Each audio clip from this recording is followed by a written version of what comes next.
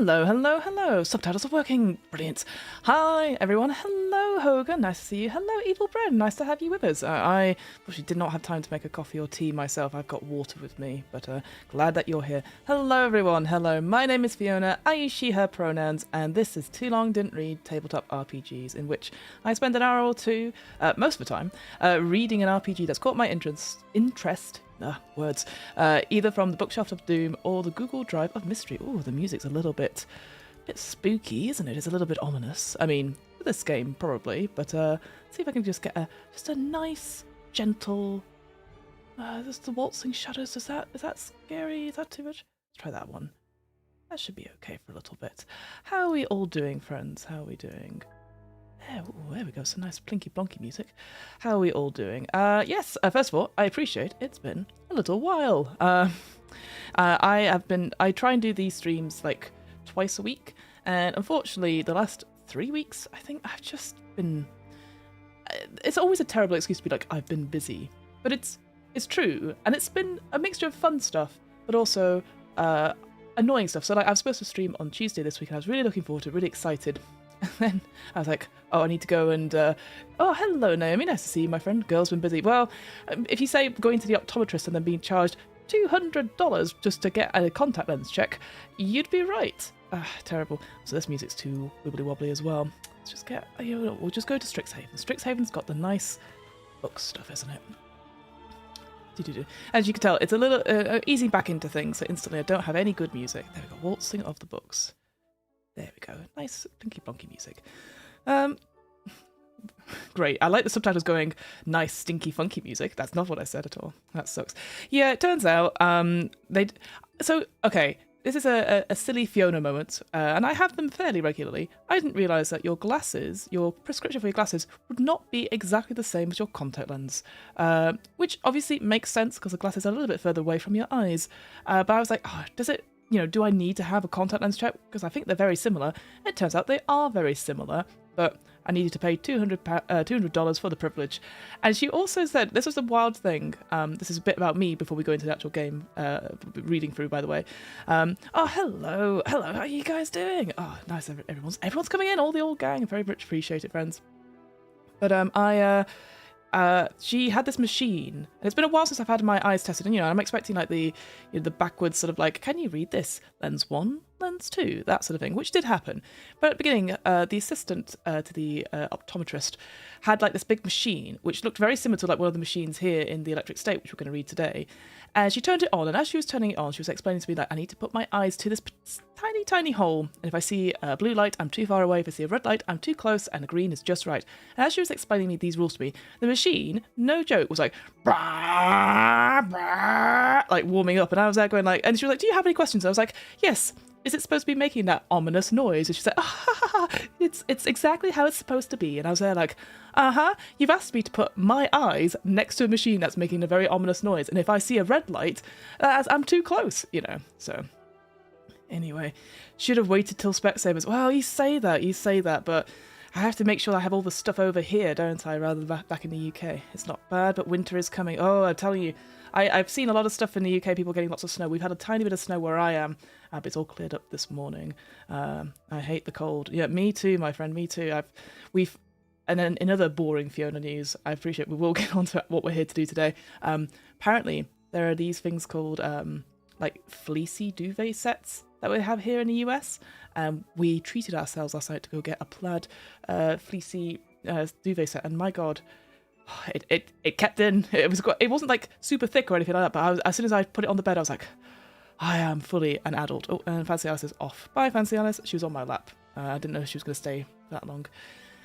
All right, team, let's get started. Again, as I said, it's been a couple of weeks, so it's going to be a bit of a... We're going to just get back into it, because I've missed doing this, and like I said, things have been busy, like good busy, but also just busy, and I'll tell you where I'm landing here today. I'm feeling a bit blah, to be honest with you. I think it's the mixture of the weather. There's other things going on which I won't go into detail about. And all I want to do is read an RPG. That's all I want to do.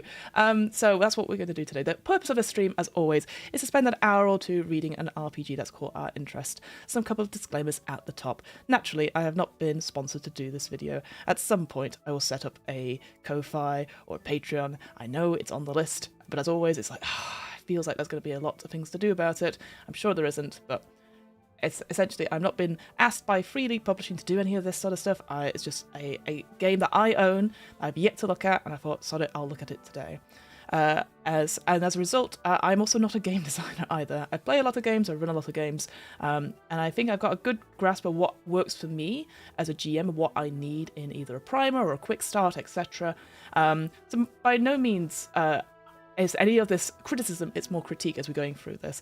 And equally, I have run a lot of Free League games, so I'm very used to the Year Zero engine, which is what the Electric State, the game we're playing today, the game we're reading today, is on. Finally, disclaimers and, not disclaimers, content warnings. So, the Electric State itself, it is a post-apocalyptic kind of game. There's going to be bits of, again, unknown. There's definitely going to be robots in it, and maybe they're evil robots. But again, if there's anything that comes up in terms of like content, I'll make sure to try and flag it as soon as I see it. But equally, if you see something and you're like, you know what, this is not for me, that's absolutely fine. Take a moment, come back to the stream if you're ready, or come watch the VOD back later. I'm very gracious. So the usual review. Yeah, exactly that. So yeah, let's get started. So today, friends, we are looking at the Electric State, the role-playing game, which is a TTT. It is a TTRPG RPG. Oh my god, it's already started badly. It is a tabletop role-playing game based on the art book The Electric State, so the same title, by acclaimed visual artist and author Simon Stålenhag, who you will know has worked with a lot of collaborations. Whoa, man, today is not going to be it, is it? That's fine, we're all moving in. Triggers can be addiction, abuse, and stuff.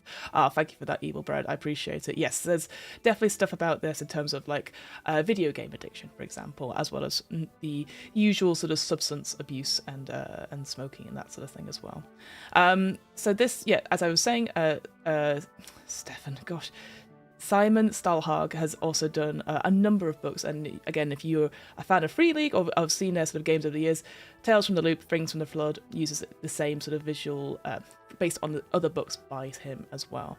What's interesting to note is that this RPG, obviously, is based on the art book, but the art book itself is actually being adapted into a major motion picture by the Russo brothers, which is like Avengers Endgame, that sort of superhero-esque type thing, and it's going to be starring Millie Bobby Brown and Chris Pratt in it as well. Now, let's talk about the trailer quickly. I'm not going to show the trailer because obviously I can't do that, but yeah, the trailer.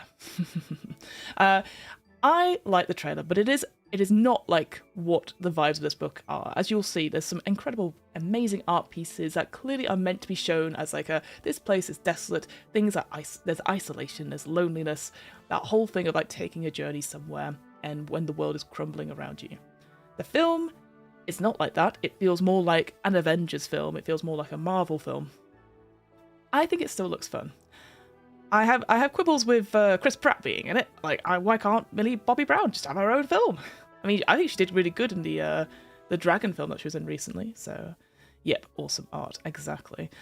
So I would go check out the trailer for sure. I think it'll be interesting. It's interesting to have, you know, movies and stuff based on other media in general. That's not necessarily, it's an adaptation of something. So I always think it's quite interesting to see what people make of it. It looks very Fallout as well. You know, if you've enjoyed the Fallout TV show recently, maybe even, dare I say, Borderlands, the film. I haven't seen it, don't plan to, but you know, that sort of vibe of stuff, then it's probably a film for you, so that's all good. It lacks the atmosphere of the book. Exactly.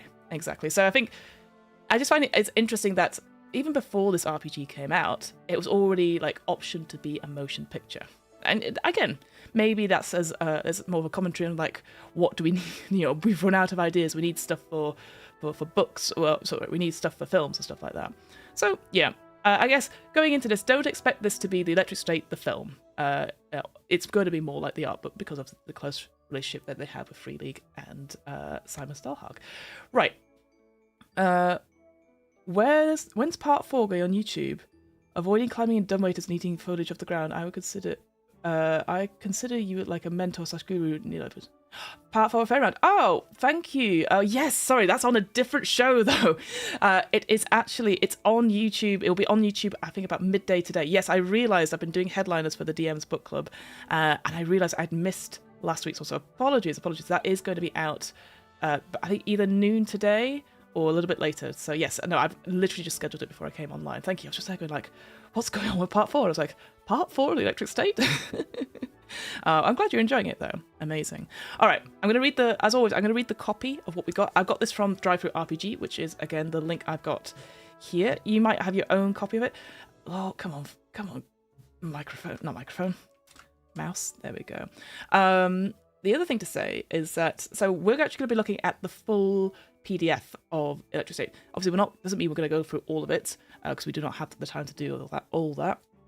What I found interesting, so this obviously was funded by Kickstarter, and there wasn't a quick start compared to, say, like Coriolis, the Great Dark had the quick start. This did not have a quick start. It had an alpha PDF that came out roughly after it had been funded. So they'd already written quite a bit of the book itself. And I felt like, well, I could look at the alpha, but the full book is out. There's very little difference, so we're going to look at the full book today. So that's the only sort of quibble I'm going to say. It's a shame because I like looking at the quick starts, because I don't want people to think like, oh, well, I need to get the full book. You know, if the quick start, it'll do you just fine. So just to let people know on that front. All right, I'm going to get away from Big Fiona Face because she looks tired. And we'll go over to the Drive-Thru RPG page. So let's look at what we got here. So we've got these. So this is the sort of copy we've got here. So the Electric State Roleplaying Game is a tabletop RPG based on the art book The Electric State by acclaimed visual artist and author Simon Stålenhag, soon to be adapted into a major motion picture. Already said all that sort of stuff. So it's featuring art by Simon Stålenhag, originally made for the art book project but never published. Interesting. And is written by Nils Heinz, again, Tales from the Loop, in collaboration with Free League core team, based on Free League's award-winning system, Year Zero Engine. So we've covered quite a few of these here. That is dice pools of D6s. This game is about a group of travellers heading out on a journey through a strange America in an alternate 1997, which I feels like it wasn't that long ago. Turns out it was a very long time ago. So people may be watching this going, I wasn't born then, and that makes me sad. The ruins of gigantic battle drones litter the countryside, heaped together with the discarded trash of a high-tech consumerist, not communist, could you imagine? A high-tech consumerist society in decline. This game is not about the goal, but the journey, what the characters will experience and how it changes them. This is a game of exploration. But that which is explored is yourself and your friends and what you're willing to do when the world collapses around you. Interesting. So again, I think it will be interesting to, when we read this, and then if you wish to go watch the film at some point, because I would like to see, like, does it match up to what a session would be like, you know, in any sort of TTRPG. I did think that when I watched Honor Amongst Thieves, the D&D movie, at points I was like, oh yeah, this feels exactly like a D&D session, notably the combats. But yes, I agree about the quick start. Oh, thank you, Evil Bread. Yeah, yes, Guy Stoblins will love it. Yes, and always with Free League, they always have their special dice as well. And I know that this symbol here, that is on one of the custom dice. But again, you can always use normal dice for it anyway. But that's what we get in terms of copy. I think it's fine. I feel like obviously it's a little bit out of date, the motion picture stuff. I mean, is it important to have that in? I think so, but I wouldn't put it at the top. I would rather have this little bit at the bottom, a game about, you know, what is this game about, nearer the top. I feel like the art stuff and I mean, again, it's like 1 or 2 lines, right?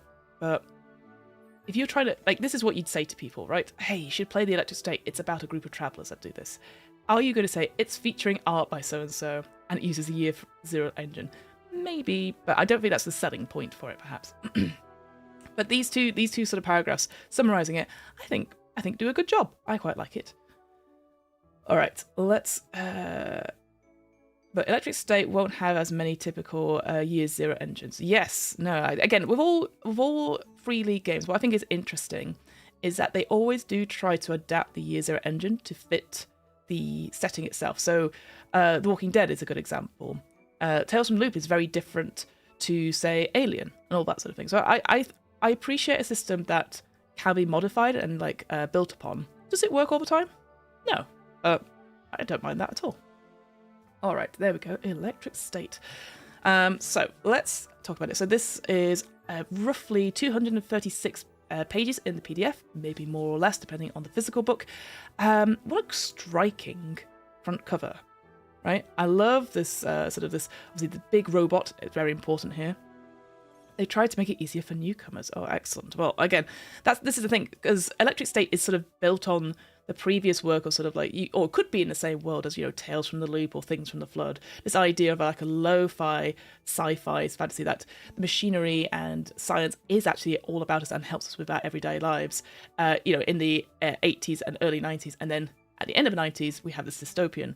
So you don't have to have played the previous two games, or you can do it. Almost like you could have one character, from Tales from the Loop, grow up to be a teenager in Things from the Flood, and then be an adult in Electric State. That can absolutely happen, and I really like that. But again, you do not have to. This cover is very, very clean. I really love the... it feels like the start of a film, like having that sort of title card with the Electric State and then the role-playing game there. It's quite striking, isn't it? And I think all the art, obviously it is based on Simon's artwork. All the art could be like, poster, and you can get prints of it and stuff like that, and it works. I think they do a really good job of showing it off. And of course, more importantly, it says Free League on it. A lot of RPGs don't have the name of the company on the cover. I will say, let me just double check as always. Yeah, no alt text.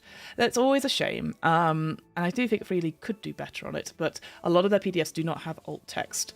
And I feel like, again, bare minimum, you should have alt text for any diagram or any sort of illustration demonstrating like game mechanics, but even just a description of all the beautiful art in here, just in case for whatever reason you can't visualize it, or it doesn't load, or you've got a corrupted file. There's always something on there. Big robot, more robots, absolutely. Oh, and I've obviously done it as a double spread.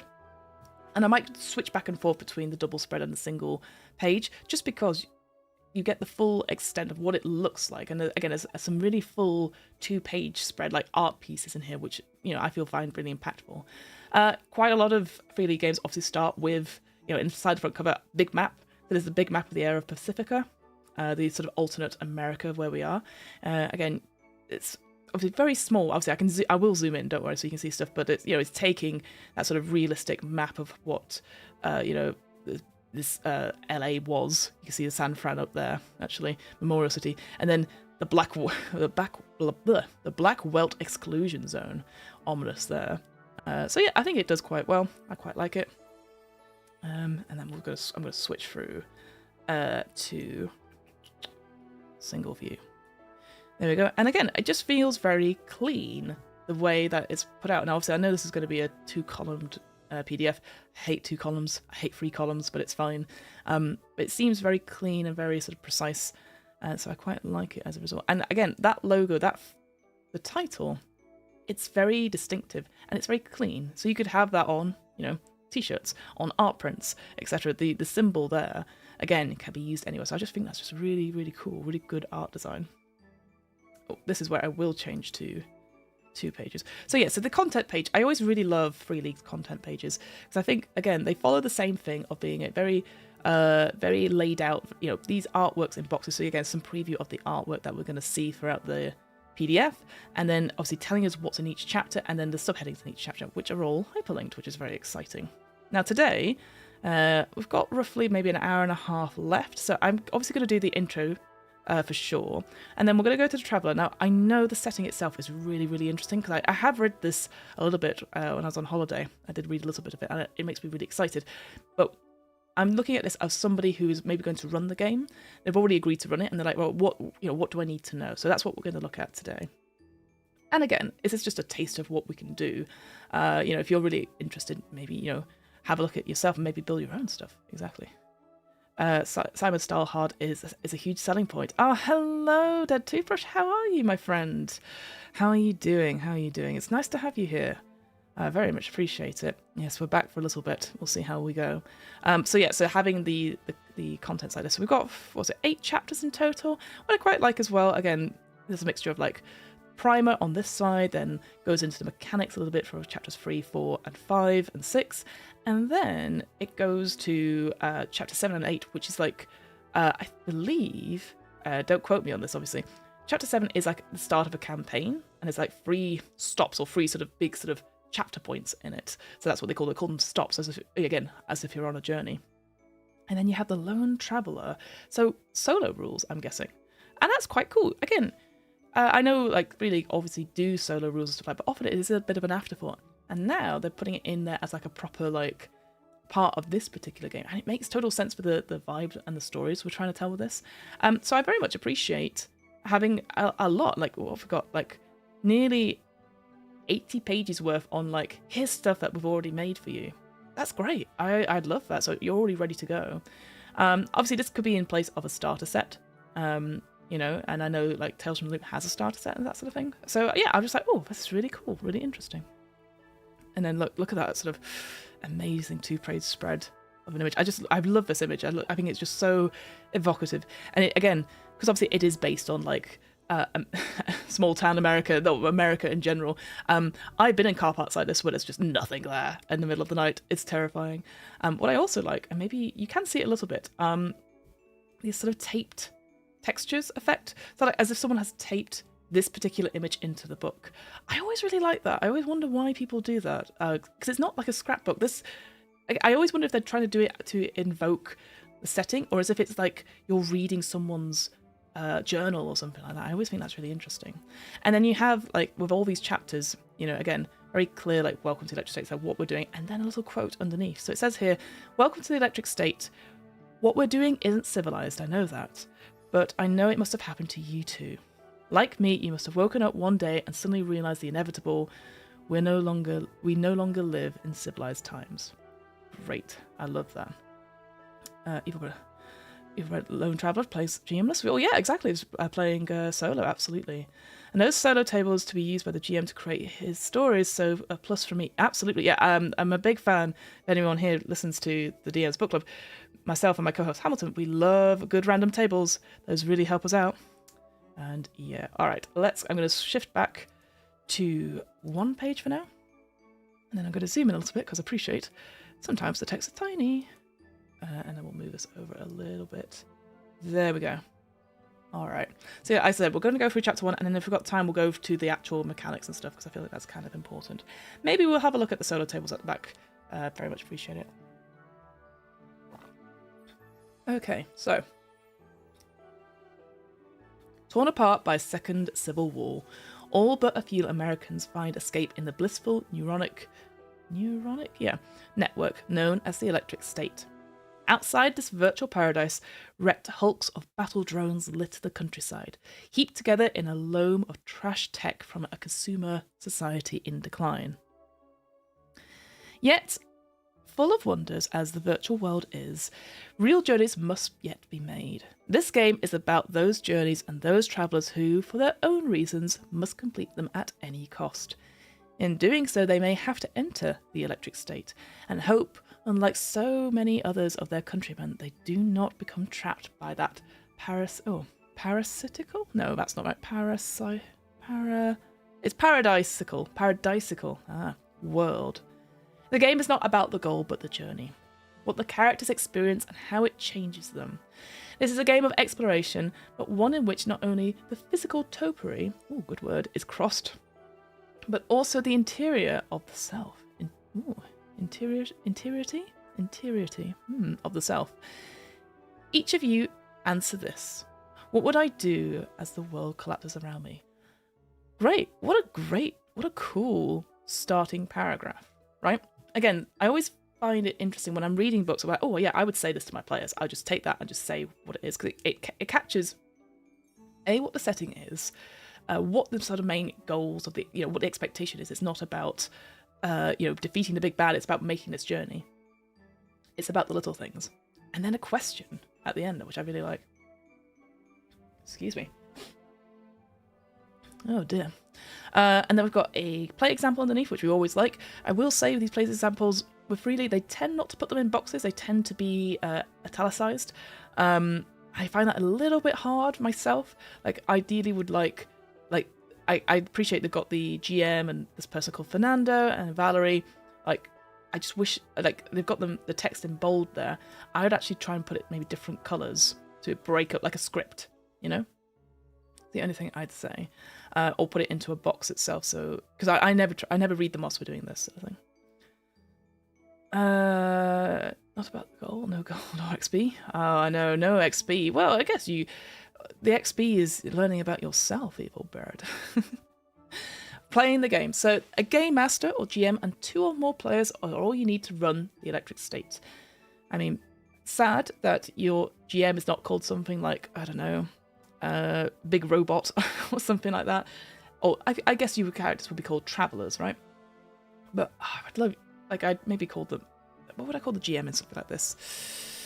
Something like, I don't know, thinking of maps, maybe the cartographer, maybe the, I don't know what you'd call them. I don't know. Again, I'm always a big fan of like having cool names for game masters because it gets me excited, gets me something. That's something for me, not for the players. So your players need to decide. Oh, you and your friends need to decide who's GM before you start. If this is your book, it's probably you. It's so true. The rest of the players, preferably 2 to 5 people, create a traveller. The GM is the only one that needs to read the book. They need not learn all the contents by heart, but be able to use the book as a reference while playing. It's great if the players can also flip through some of the first chapters to get a feel of the game. In addition to this book, you'll need pens, paper, and at least 10 6-sided dice in 2 different colours. Ah, yes, there we go. Look at this image. It's great, isn't it? Like, again, do you see these individuals? Are they in, like, pyjamas? This person's in a pyjama or something? Oh, it's horrible. Scary. And what I'd say, again, just thinking back to me briefly looking at this, I have not read, well, the Electric State wasn't published, was it? But each of these, like, sort of little side panels, it has the same 2 individuals here. So we have this sort of individual dressed in like what looks like a white hat and like a puffer jacket of some sort. Oh, you can't see it. Hang on. Ooh. Oh, come on. Work with me. Oh, I'm looking at the wrong thing. Try that again. Ooh, there we go. So we have this individual here who, like, wearing a white hat and like a big coat, etc., with holding what looks like a gun, and then next to them, a little robot buddy. That you see them, and again, those 2 people sort of repeat that motif throughout. So it's almost like you're following the journey with them. And presumably, those quotes that we see are from those people. It's their story, which I quite like as well.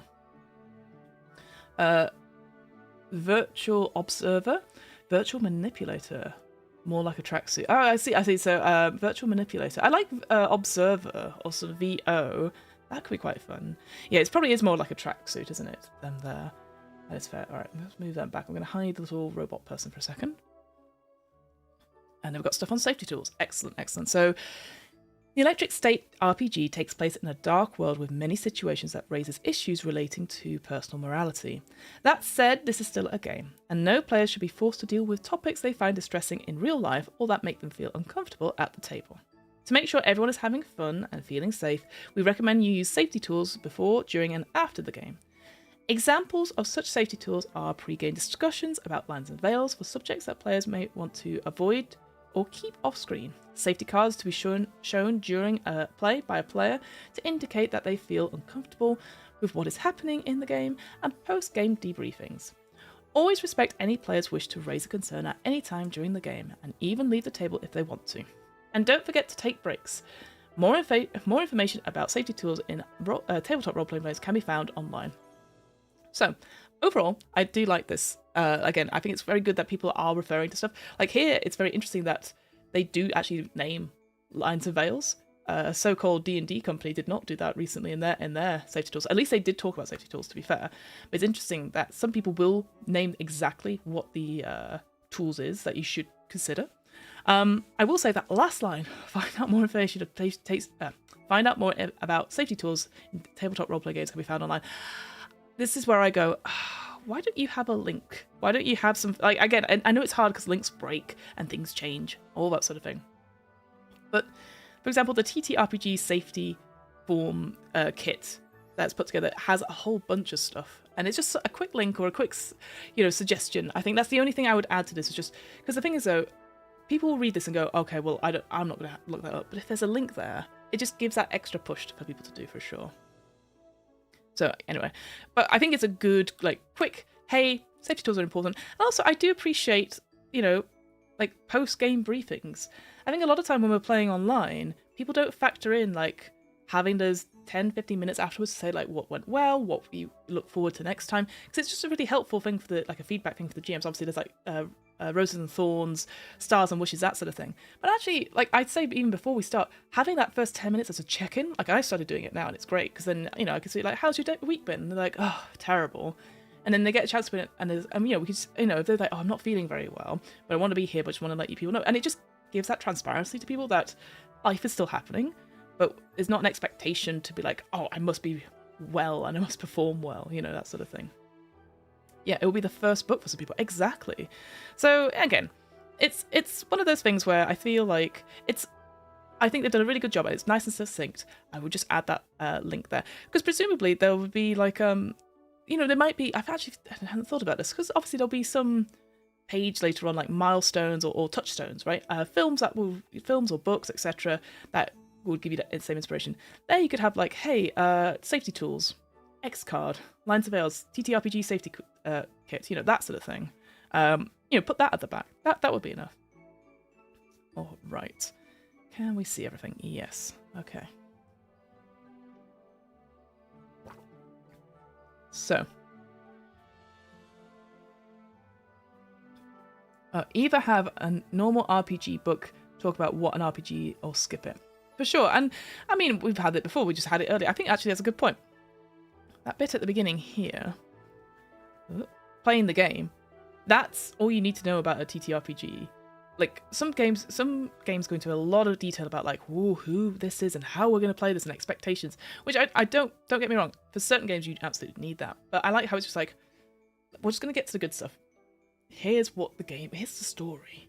And I like that. I like that again, maybe I know you suggested, Evil Bread, that this is maybe a game for newcomers, or it has been made accessible, which is always really good for that. But equally, once you've read what is an RPG, you kind of read them all, haven't you? So, Electric State. This game is set in an alternate version of the late 1990s from we know from our world. The year is 1997, and after a period of great turmoil, civilization is irreversibly crumbling. In the nation of Pacifica, comprising of what was once the state of California, people do whatever they can to ignore the slow-moving apocalypse unfolding around them. They also have compelling reasons to avoid dwelling on the past. The decades of conflict and war that led to this downfall aren't something anyone wants to remember. Pacifica is described in more detail in the second chapter of the book.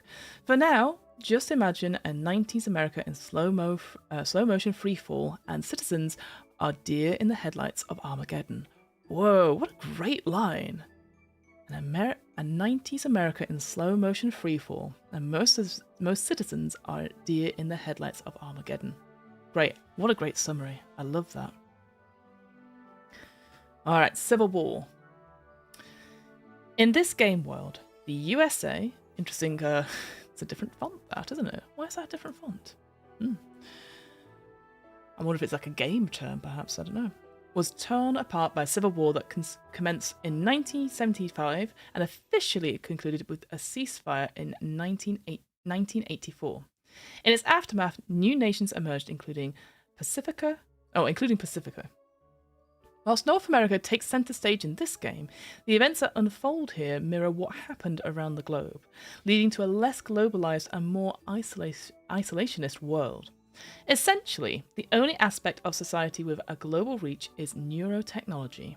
The much heralded global village of the 90s died before it even had a chance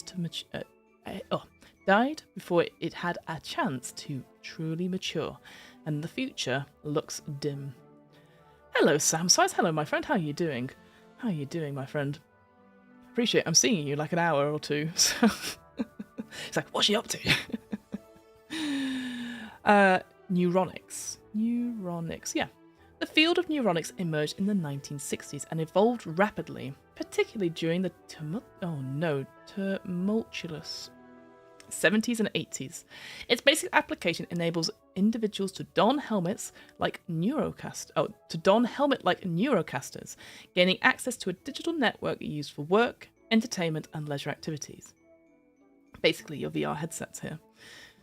Two of its most prominent features are drones and neuroscapes.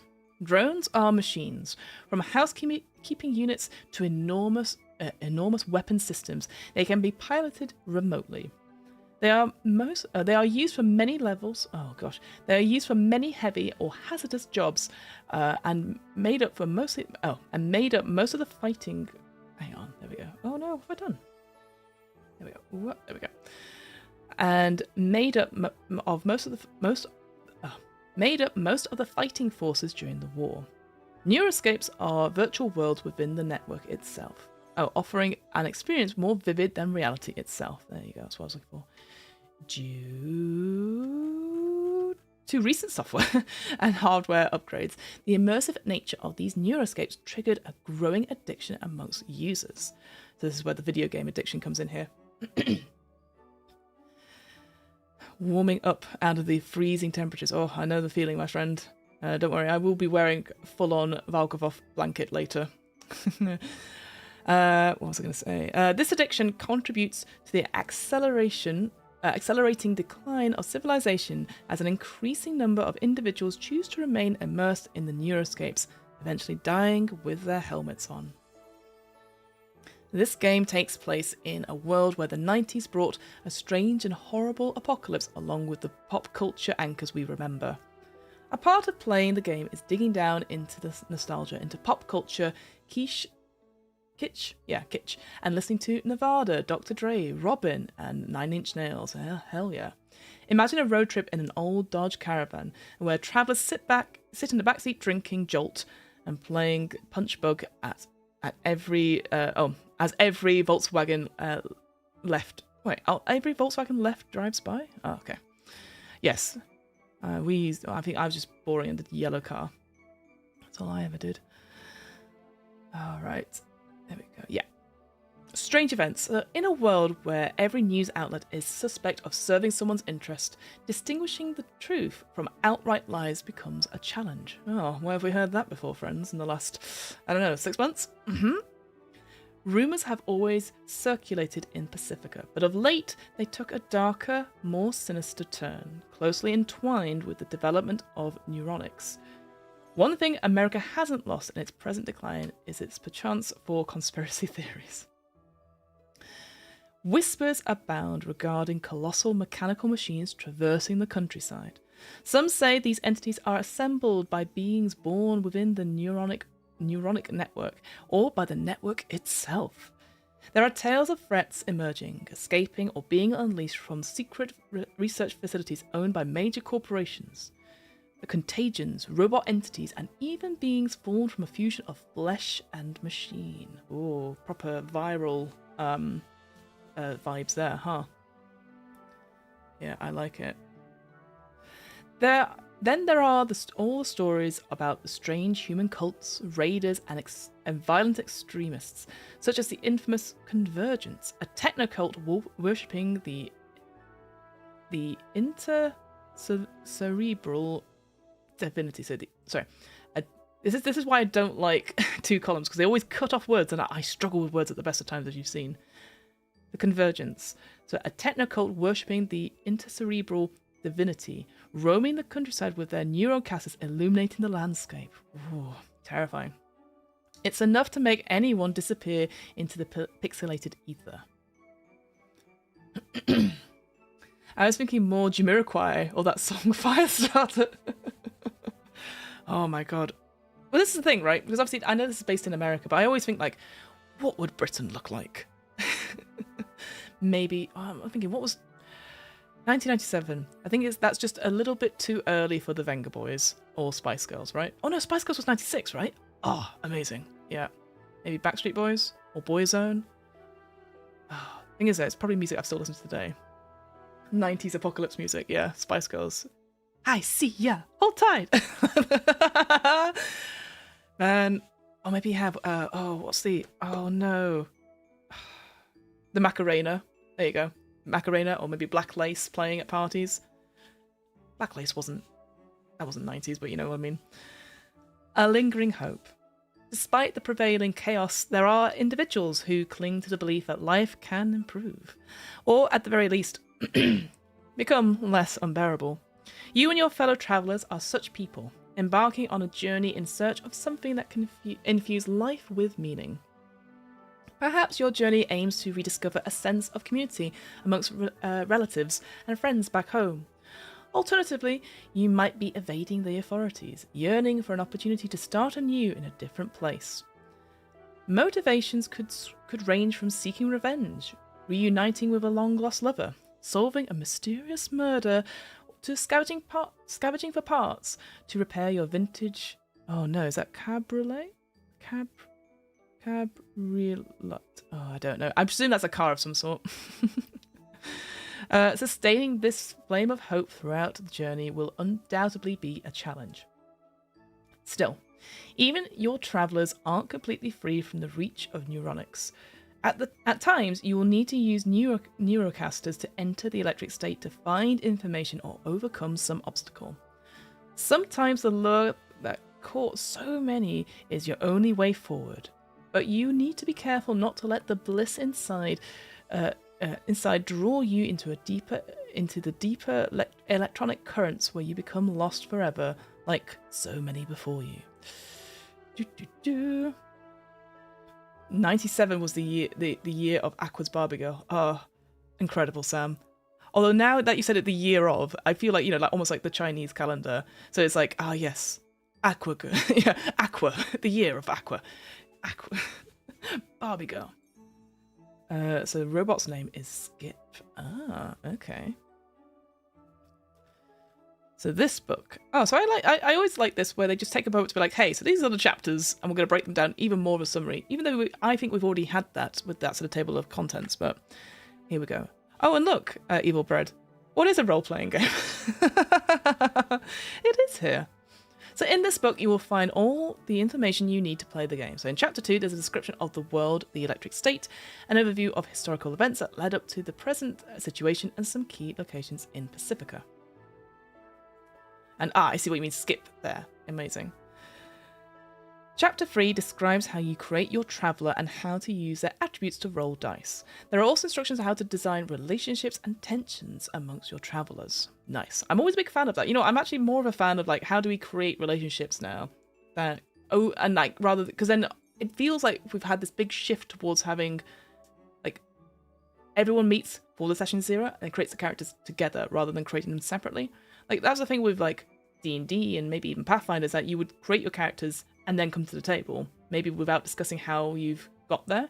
But here, and quite a lot of games by Free League, I think, you already sit down and go okay, here's some relationships, or a secret agendas, I'm thinking, with Alien, and how it affects other people.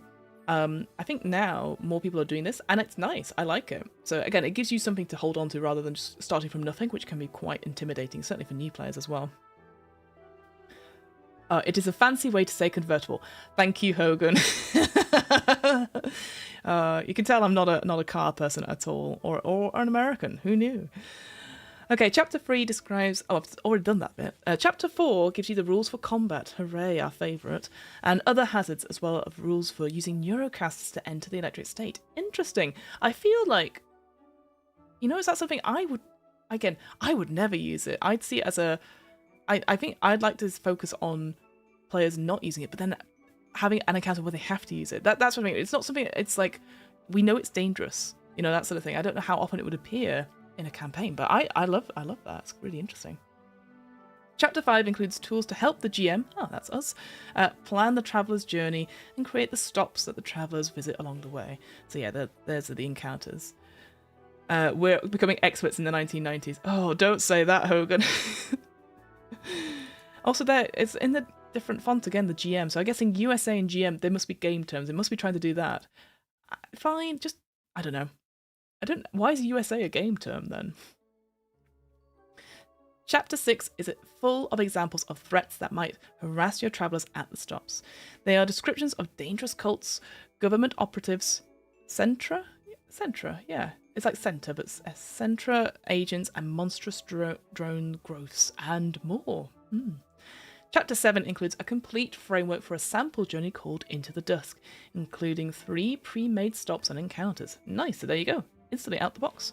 And there, Chapter 8, as we predicted, includes rules and guidelines for playing the game solo without the need of a game master. So let's have a read about what is a role-playing game. I tend to skip them, but I think this is kind of important. Evil Bread says, combat as part of stakes conflict is important. It is, but also I always find it gets like, okay, I'm gonna grapple you. I think I've done it. Yeah, I always find it stops the flow of the game. I'm a big fan of actually I did Vampire the Masquerade recently, which obviously has its own issues, but it said combat is just 3 rounds and done. And I was like, I like that. I like that rule. So what is a role-playing game? If you've never played a role-playing game before, you can think of it as a TV series playing out in your mind's eye. You simply describe and imagine what things look like. You do not have a script, and none of you know where the story will end. When playing your traveller, speak as if you were them. You can even change your voice a little if that helps you better to embody the character. Describe what they do or how they do it. Oh, and how they do it. At times you can even describe what your traveller thinks about or hopes for. Generally, your travellers should follow their individual dream. That's capitalised there, so presumably that is something. And struggle to reach the goal of their journey. However, your job as a player is not to win, in quotation marks, the game, but rather to play your traveller in the best way you can. To create a good story and fit the dynamic of your gaming group. Yes, I'd also say you don't have to talk in your character's voice. You can also talk in third person. But you know what? Again, nice layout, simple, succinct, precise. But it isn't too complex here, so okay, that's good to know. So the journey. The GM doesn't need to improvise everything that happens. Before play begins, the GM has a written journey consisting of several stops. At each stop, the travellers will, for one reason or another, need to stay for a day or 2. At these stops, interesting, strange, and horrible things can happen.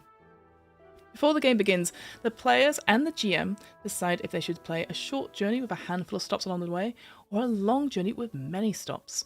Typically, the GM plans the journey before and tells the players where it starts, what the destination the travellers are heading to, and which personal goals and threats they have. Alternatively, the GM and the players set up the journey together.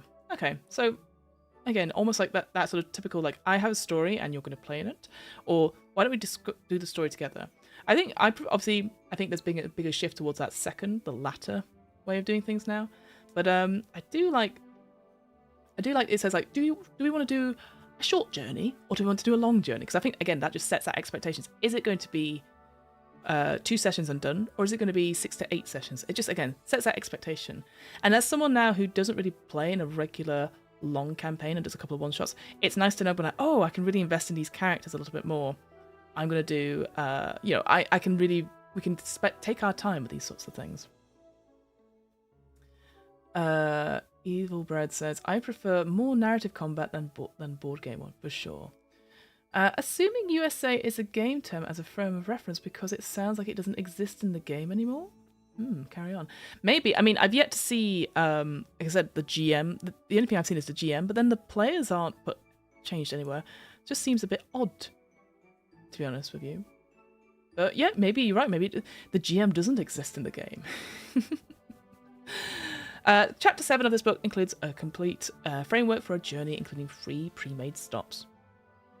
I guess it would be nice to know, like, what do the game designers think? How long a game stop should take?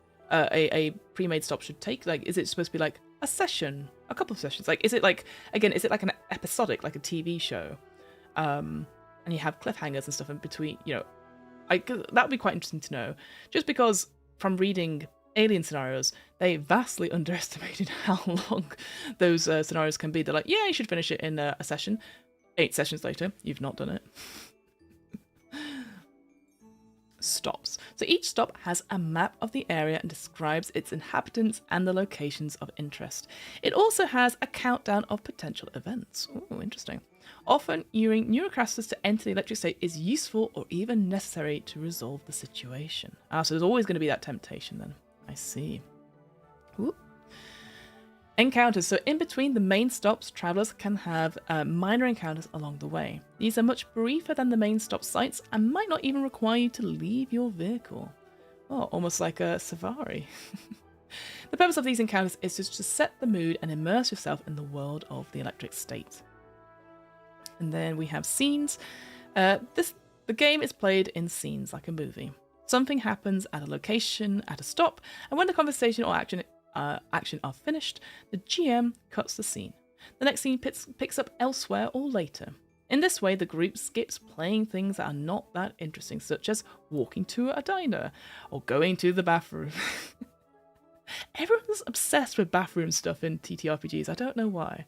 Just like in a film, we cut over these mundane bits. I agree. It's like there's always that. I don't know if anyone here has played Betrayal on the House of the Hill, but people always used to be like, "Why is there no bathroom tile?" And I'm like, "So what?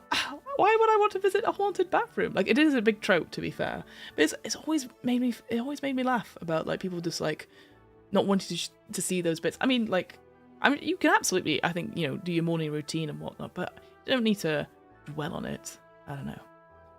Look at that image. Great image there. So yeah, you've got Skip the robot and our individual and this big duck. It looks like it's got target practice on it, so it looks like it's been shot several times. In sort of like desert-like area. Again, just a little bit of a shame. There's no alt text. Would love it. Cannot agree more on the alien estimates. Oh, hello, Nathan Decker. Nice to have you. That's what the entry hole is for. Yes, exactly. Yeah, you know what? True. The entry hole for the betrayal, absolutely. But I agree. Like, trust me, don't get me wrong. I think the alien scenarios are really detailed, and they have lots of events happening. But my God, even I'm reading now Heart of Darkness for hopefully something I'm going to do in the new year, and it says 3 sessions, roughly 4 hours. I've gone, no. It's at least going to be 8 sessions. We all know it because the players happen to these things. With a haunted bathroom, you can invoke Bloody Mary. Oh, absolutely you can. And there we go. So it's another image. Tell you what, I'm skipping over them, but I should really show you the 2-page. Look at that. How beautiful these images are. How striking they are. It almost feels like, again, it is a road trip. It is like a trip seeing these terrible sights. And it just, yeah, if anything, what I love about it is that you feel so small looking at these big robots that are currently dormant. Especially here, right? You got this big sort of almost like tank-esque type creature, which is clearly just moored there. With like friendly cartoon faces, always weird. Always weirds me out. And again, you got these birds that are just flocking around it. It feels very War of the Worlds, right? Very interesting. All right, let me. Hang on. No, single page. What have I done? There we go. Okay. Ending the session. So at the end of the session, travellers may have resolved things. The entire area might be burnt to the ground. Typical players. Or you might still be in the middle of the action. In any event, the travellers learn something and get a chance to improve their attributes and acquire new skills. If the situation at the stop was not resolved, the game continues there in the next session. Okay, so you don't level up, like middle of combat, I'm going to have to leave it there. All right, everyone level up. But it's cool that it's cool that there's a chance to get better at something. You've learned something. I quite like that. And when the travellers reach the destination or die before they get there, the journey ends and that's it. And then we've got another example here. Great. All right. Here we go. Rolling dice, our favourite thing to do in the TTRPG. Whenever you try to do something difficult, it is time to roll the dice. In the Electric State RPG, you only use normal 6-sided dice. How many dice you roll depends on your traveller's attributes. More on those in Chapter 3, which hopefully we'll get to. To succeed, you must roll at least 1 6. The number of dice can be further modified by talents, gears, and external factors. If you are desperate to succeed, you can push the roll, my favourite, and get a reroll, but this can cost you precious hope. This is explained in detail in Chapter 3. Interesting, we had hope in Coriolis the Lost Dark when I played that recently. So you probably have your own stuff for hope there. And then yet another play example here. Again, it's just in italics. I just would like it a little bit. Again, we've got a box here. Why can't we have a box there? And then we've got, the way to denote different sixes. So, 2d6 is 2 6-sided dice, and a d6 is that you roll 2d6, but having a 6 as a tens. One of the 6s is designated as a tens, and one as the units. I will say that one of my favourite things about Free League is having that critical injuries table. That's what it normally is, having the d6 stuff, and it's changed from it changes depending on the game you play. But I always think, like, as soon as you roll really high, you're like, not good, really bad. Right, what have we got here? So, drama, horror, and personal growth. So the stories of the Electric State should be dramatic and full of action. There should be fistfights and firefights, but also loud arguments, messy love stories, and past sins coming back to life. Coming back to life, yeah. In most respects, it's like any good TV show with twists and turns. Another aspect of the game is horror. At its core, the world of the Electric State is horrible. Ooh, love it. The decay of the world, the growing sense of loss, and collapse of society should be present as an overarching threat. And it should become worse as, along the way, the apocalypse comes closer. The end of the journey may very well coincide with the end of the world. At its core, this game is about the travellers and how they develop into better human beings or lose all hope. What happens on the road highlights and perhaps answers the questions that have been secretly nagging them at night and day. Am I good enough? Can I be loved? Is there a place where I feel at home? Do I deserve what happened to me? And who am I? Okay. And journeys elsewhere. The Electric State is set in Pacifica, an alternate version of California, but your journey can take place anywhere else that was previously the US or anywhere else in the world.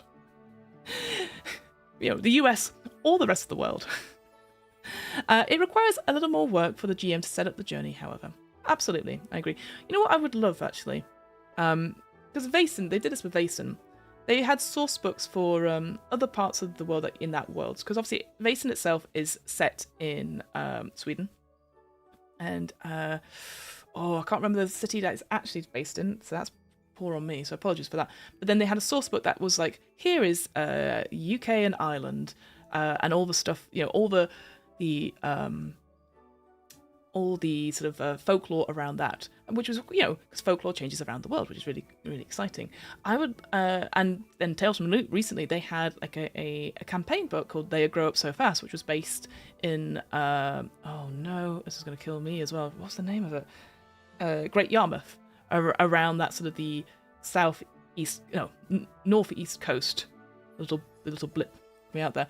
And so I would love to see more supplements and stuff with different parts of the world that aren't necessarily the UK. It'd be more cool to see stuff in Europe for sure. I guess the Electric State is obviously, it's appealing to maybe the US audience that Free League has, but like, could you imagine like what would it be like in, say, India or China, for example, Electric State there? That would be really interesting.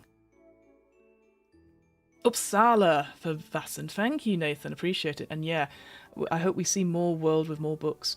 Thank you. Yes, Uppsala. I was going to say Stockholm, and I was like, no, that's not it at all. Hopefully the movie keeps interest high. Fingers crossed. Like I said, the movie itself, it looks fun. It looks fun. Does it look like it's based on an RPG of the Electric State? No. But you know what? Keeps the interest high. That's all we want. That's all we need. But yeah, I think compared to Tales from the Loop and Things from the Club, which was sort of initially set in Sweden, but then they had the alternate place in, is it Boulder City? I think it's the American. Is the American sort of alternate. So yeah, I'd love to see more, certainly for this. I feel like, because obviously technology is such a big thing, and it changes depending where you are. Like, can you think, Tokyo in Japan? That'd be incredible to see all that sort of stuff. 6 principles of the game. So these govern the Electric State RPG. Read them to your group before you start a new journey.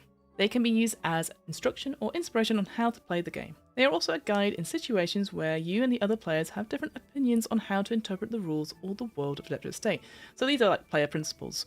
We have these in Powered by the Apocalypse. But you know what? It's nice to have. I think it's good to have. I call them expectations. And also like Brundlewood Bay, like Jason Cordova always has this big thing about like cats. Sort of like concept, aim, tone, and safety. I think that's what it is, right? So I like that you have a little bit to read out at the beginning, because then it just gets people, settled, listening, and getting into the same page, and it's just important to know, right? So play to find out is the first principle.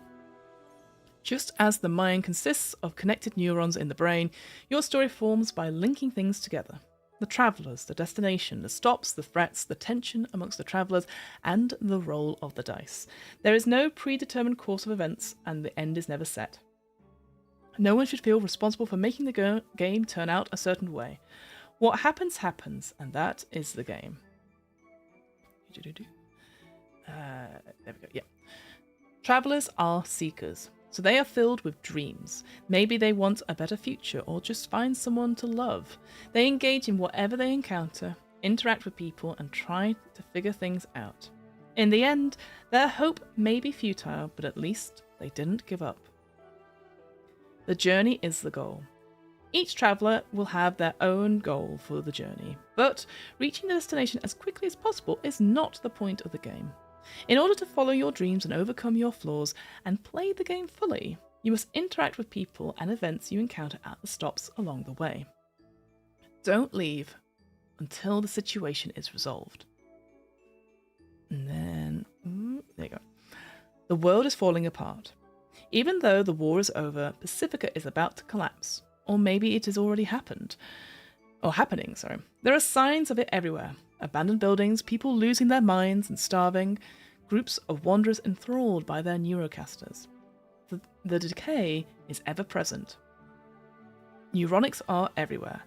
Even though the neuronic tech is triggering the downfall of civilization as we know it, no one is free from its reach, not even the travellers. They often need to use neurocasters to reach their goals, taking the risk of losing themselves to the bliss of the electronic state. You know what? Just thinking about the film, I wonder if we're going to see it, like someone using the neurocaster in the film to solve something. That'll be interesting, actually, thinking about it, because in the trailer you didn't see that. You just saw somebody that had it on. But yeah, it's the 90s, but not. So as the Electric State is set in an alternate version of the 90s, your game should include familiar elements from that time, such as clothes, hairdo, music, and movies. This is contrasted with the neurotech, which is weird and outlandish. Make the most of these contrasts. The actual 90s were certainly a time of rapid technological change, juxtaposed with an older kind of life giving way to new, and this game amplifies that. Also, just in case you need it, there's a thing for measuring time. Very similar, round, stretch, shift as terms that they use in quite a lot of their games. But often, a round is just literally 5 to 10 seconds. That's combat. Stretch is 5 to 10 minutes, and they're going to probably use of neurocasting. That's interesting. And then a shift is, again, that sort of like downtime, your long rest, etc., from 5 to 10 hours, often travelling is given an example here.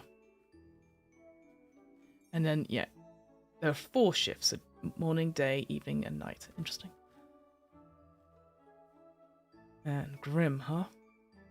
It would be interesting to play like an authority figure in this game. Like, again, a patrol person. Maybe. Oh, and that's chapter 2. Oh, gosh, I didn't even know we'd got that far. Fantastic. Okay, so that is chapter 2. Oh, wow, look at that state border there. Sorry, look at that image. Quite powerful, huh? And you can see the lights from the buildings inside. Alright, as I said, we're not going to go into the setting, unfortunately, today, because whilst I'd love to do that, that's not the point of these streams. Like, I think we've got enough. We've already got an interesting thing, right? What I'll do, I'll flip through a little bit of it, because there's some really cracking art in it, and then we're going to go to chapter 3 and look at the main mechanics, and like how we would create a traveller, because I think that's the key thing, is like, how easy is it to get someone who wants to play this game into the game? So we'll do that for sure. So we're going to flip through. Look at these images, they're great, aren't they? Oh, gosh. Again, just absolutely striking. Design, winning design awards and wars. Nope. No, thank you. See, look at this image here. Again, I appreciate I'm not describing them very well, but it's like the skip robot companion has got a little torchlight, and they're clearly investigating some sort of abandoned... Oh, gosh, it's very windy outside. Yeah, you probably can hear it, actually. It's moving the roof tiles a little bit. It's got a little headlight, and it's just spotted a deer in the sort of abandoned building. It's like, deer in the headlights. Oh, yeah, this is what I wanted to look at. Look at this incredible, like, art design. Mode 6. So this is the sort of the big upgrade to the system for the Neurocasters, and that's kind of what set most things off. I love this poster. It's so cool. So it's like a line drawing of the Neurocaster. It's sort of big, sort of like pointy, sort of like virtual headsets, and there's colour all around it. It looks exactly like... Do you folks remember those Mac PC adverts? Like, it just, the colour of it, and just like I just remember those Apple adverts being exactly like this. Really cool. I just really like it. And like, Mode 6, a new experience. 1st of November 1996 is when it debuted. Wow. Really love it. And yeah, this is the one of the I think this is horrific. Look at this creature. Like, you can't even see it because it's off to one side. There you go. So yeah, this sort of like this creature, this whatever this thing is from the Electric State, being powered by all these people that are on little lines, almost as if it's dog walking. Horrible. I love it. It's horrible. Oh, no. Yeah, look at these eyes going through. Again, that sort of adverts. Very American, like, as adverts are blooming everything. I can't get away from it. But looking at the world around it, it's just so desolate, and people advertising. You cracked me up with that deer in the headlights improv. Well, if only people would hire me. Pacifica. History World Tour Live. Wow. Again, it feels really real. Like, again, because currently I am in the Midwest in the US. Like, and then having these huge big things, it feels so real. And having these adverts, again, feels very Blade Runner as well. In places. Alright, come on. There we go. Your Traveller, here we go. Let me move this back. So we got chapter 3, and then looking at this big creature here. Again, it's really striking the 2-page spread. Actually, going back through the stuff as well, I think it's easy read. It's a little... I think there's enough images to break up the text a little bit, and again, having these sections with the little Sentry logo, I quite like that. It breaks it up quite well. So it doesn't feel like massive blocks of text, right? It's not perfect by any means, but I feel like, I can read this a little bit. It's also this like blue texture behind the actual text itself compared to the white, which actually makes it a little bit easier to read. It's a little bit, especially when you're looking at PDF like this, much better. All right, let's go back to my single page. Oh no, there we go. All right, so first things first, I need to move this. Creating your travel. So, I'll be honest. Free League always does this. They always break it down into like the minutiae detail, and you're like, okay, this is how you create a character, which is great. I don't get me wrong, and I like the fact here it's got the page numbers as well, and they're hyperlinked as well, so you could flick back and forth. No problem with that. However, it looks like you have 17 steps to do, and it's like, oh, that's so much, and they're all little things. I'm just like going, like, that's a lot of stuff you have to do. Like, I think characters need to be made in under 5. There must be a way that you could do this. So, like, choose archetype, roll for attributes, and then that's where your health and your score comes from. Choose a starting talent. Choose dream, choose flaw. Favorite song. Do you need that? Who knows? Describe the character. Choose your name, and then it goes like Neurocaster model. Like, these are all extra stuff. I just think you need to condense it down a little bit, because otherwise they're going like, I've got to do 17 steps. Like, let's face it, people will always leave their characters to the last moment. I certainly do. I don't spend too long on them now, so I just feel there's a lot to it. And then a lot of this, like, looking at it, there you go. Let the GM present your journey and plan it together. Note down the destination and your goal and threat. So imagine if you're sat around with 5 other people, one of which is the GM. They go, right, we're all going to build our characters and then just take our time. Like, I think maybe we'd break this up to be like, look at archetypes, discuss with people, then choose it, then roll your attributes, all that sort of stuff, and then meet together. Like, maybe you need to split them up a little bit, perhaps. But I don't know. It's just, I feel 17 steps is just a lot. So what have we got here? Your traveller is a person about to go on a journey in the Electric State. You are a human or a drone controlled by someone with a neurocaster. Play your traveller wholeheartedly. Engage in whatever is happening at the stops and in relationships with other travellers. Follow your dreams, explore your flaws, and overcome them. Put your traveller in dangerous, difficult, and interesting situations. Play to find out what happens. So again, it's building on those principles we read earlier. So this chapter is about how to create your traveller and how to develop it during play. You may want to create your traveller together with other players so that you can form interesting relationships. At the end of this book, you will find 4 pre-generated travellers to play or use as inspiration for your own. Nice! Oh, that's quite good. I didn't even realise that. So, yeah, having pre-gens in the core book, amazing. I mean, it's just the usual steps really stretched out step by step. Yes, no, exactly, Evil Bread. No, I get that. But again, if you gave this to a player and they went to look at it, it's just like, oh, gosh, yeah. So I think, again, just a little bit of zhuzhing, a little bit of like just tweaking about it. So, yeah, I agree. It's listing everything out, which is good. But at the same time, if you're brand new to role-playing games, you're like, God, it takes me 17 steps to make a character? No, like I said, I think it's got to be 5 or anything. And, I mean, they really stretch the points. Yeah, no, I see it for sure. So the 2 things that need to get done before the game starts is creating the travellers and planning the journey. The latter is mainly done by the GM or using a pre-designed journey. It's usually a good idea for the GM to first read or create the journey outline and inform the players about it so that they can create travellers that build upon it. But the group could also start by creating the travellers and then the GM could come up with a journey that fits them. So it's nice. We can either have the reactive players that react to what the GM has created, or proactive in the sense of that they tell the player, the travellers tell the GM what they want, and then the GM responds to that. So I like that. Either way works. So chapters 5 and 6 of this book include tools for creating journeys and stops. Amazing. And then, chapter 7 includes the pre-major one.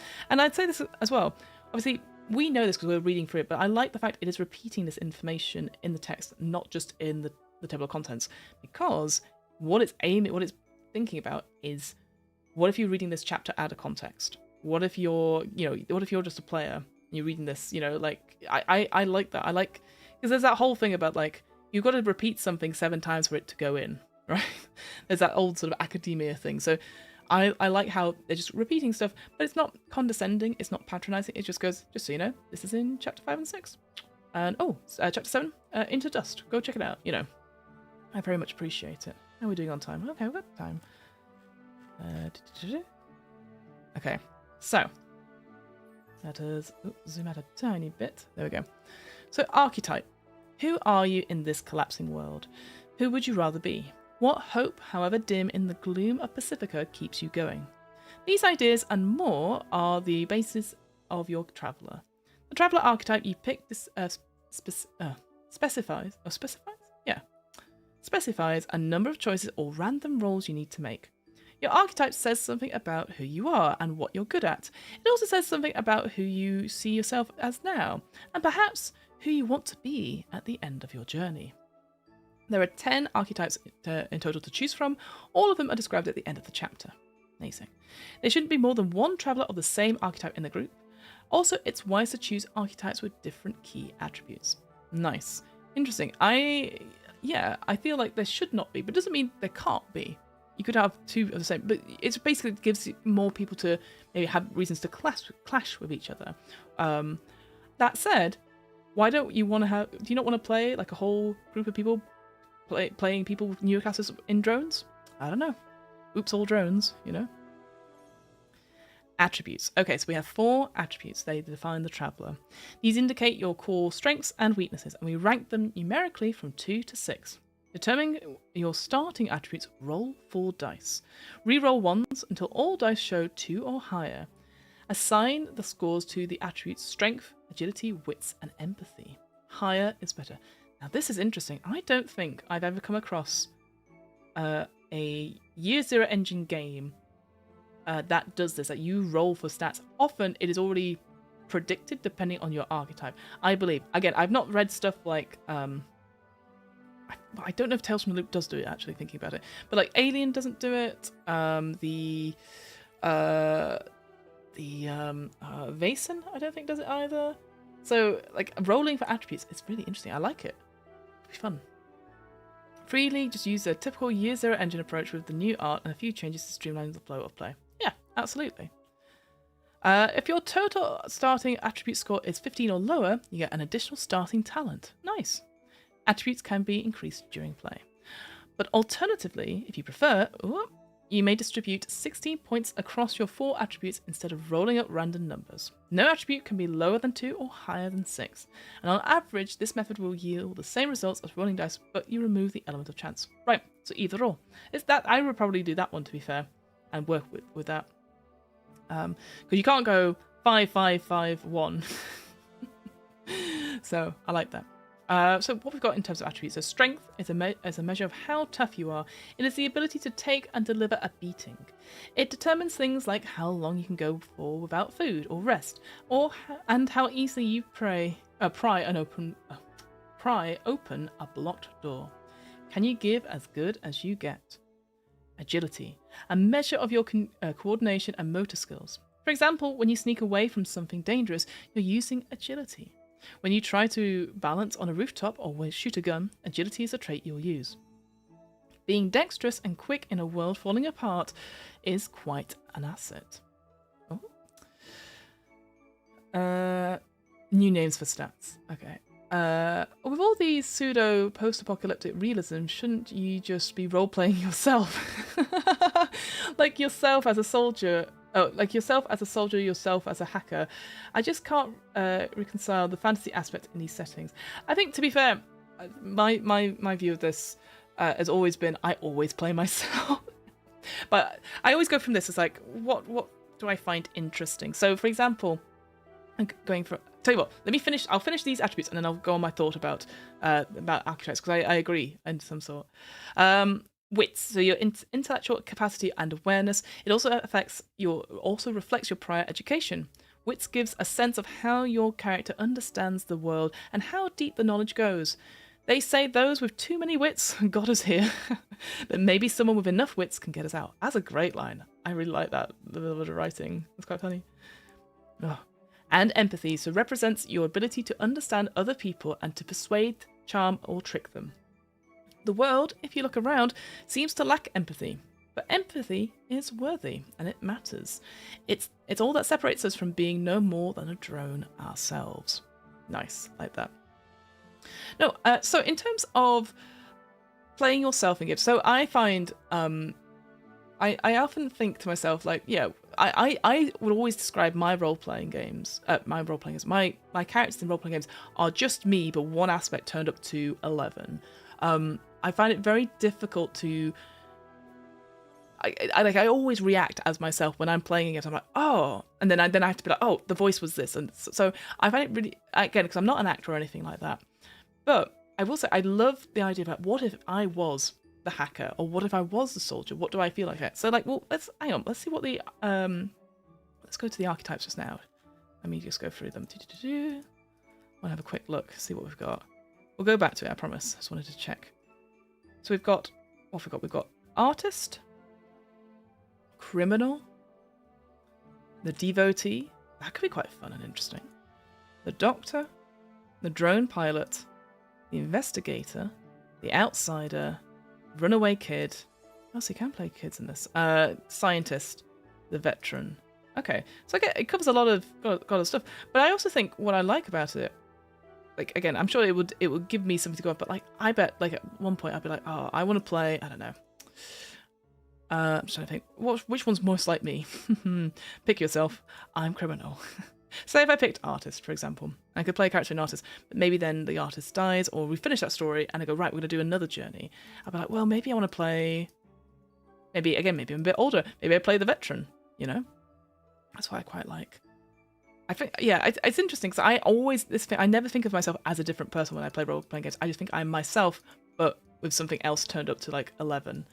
And that's how I connect with them. That's how I ground myself with them. So, for example, we played They Grow Up So Fast, the sort of Tales from the Loop. Hang on, there we go. Oh, there it is. The Tales from the Loop game, the setting, we played it. And I generally didn't know what character I wanted to play. I wasn't sure. And then I saw the jock archetype, and I was like, I have never been a jock. I've played some sport, but I've never been a jock. And I thought, what if my whole personality was around soccer? What if it was all about my local football team? And it opened up so much, actually, thinking about it. Like, I wrote a football chant. I wrote, I had to think about, like, what would it be to be a small kid who really wanted to be on the team, but was just, was just fine at football, but, like, just loved everything about it, and that was her whole personality. And it was just interesting. Like, what if I was someone that grew up who was really supportive of the Bloaters, Great Yarmouth FC? And it was great. It actually gave so much to go off, and I just really enjoyed that as a thing. So yeah, but again, I would never consider myself as a jock. So I don't know. I have, like I said, I'm very boring, and I just go, what if it's me? But I like football. So drone pilot is controlling a robot from afar. Cool concept. I like it. Yes, exactly. So it's that idea. Maybe you're trapped somewhere. Maybe you're trying to find your physical body. I think from what I saw of the trailer, I think that's what it's referring to. Millie Bobby Brown's character, her brother has gone missing, or is missing in some way, and then he's using a neurocaster to control the robot that you see, this sort of small skip robot. So I see some cool ideas in Electric State. Yeah, I think they are really interesting. We've got attributes. Okay, cool. And then we're going to go on to rolling. Let me just move a little. There we go. Have I moved that too far? I don't know. Hang on. Oh, come on. Microphone. Mouse. God, brain not working today. Okay. Rolling and pushing. So to attempt something difficult or dangerous, roll a number of 6-sided base dice equal to your attribute score that best matches your challenge at hand. To succeed, you need at least 1 6, or the center symbol on the customer die for this game. So one thing I really like instantly is that it tells you what the 6 means in success. It doesn't give you it gives you the choice of, like, custom symbol is this, a normal 6 is that. And the reason it's important to have that, and hopefully they do it throughout, like I can see there, like they've got ones, so the sad symbol equals ones, and then the gear is like a explosion sort of thing, is because there's some games that just don't do that. They will just say, if you get, or we'll have the face of the die on it. So like we'll have like 5 as an icon, and it doesn't read. You can't read it. It's an image, right? So there's no alt text, right? That's an image there. I can't select it. It doesn't read it out for the alt readers. So I very much appreciate when they literally go, it's a 6 or the symbol. And it might feel a bit clunky, but it's actually really important in terms of accessibility. So when to roll. So generally, this rulebook or the stop text will indicate when to roll dice and what attribute to roll for. However, the GM, in mysterious different text, can always call for a roll in a situation it feels warranted. They feel it warrants it. We recommend against excessive dice rolling, however, saving the rolls for dramatic and tense situations where something is truly at stake. Modifiers. So the rules or the GM can modify your chances by adding or removing dice for you to roll. It's referred to as +1 die, +2 dice, etc. And conversely, -1 die, -2 dice, etc. And you can never go below 1 dice. And then we've got the custom dice sets. Oh, look at that. God, they're so lovely, aren't they? I love this. So a custom dice set here includes 6 base red dice and 4 black gear dice. And they have the Centra logo on the 6. And then they've got a little sad sort of emoji on the 1 for the base dice, so on the red. And then the explosion one on the gear. Oh, so it's absolutely, I've just realised, so the gear, oh, it is just exactly like Coriolis, the Lost Ark. We had gear dice in that. I understand now. I got it. Maybe I'd be better at that game. NPCs never push the rolls. So this is one of my favourite mechanics. And other games have it too, but I quite like them in free league games. So if you push the roll, if you fail the roll or just want more 6s, you can push the roll. Grab all the dice that don't show a 1 or a 6 and roll them again. All dice count after the reroll, including the ones that not rerolled. So for each 1 or the sad emoji face symbol on the custom base die rolled after push, your current hope score is reduced by 1.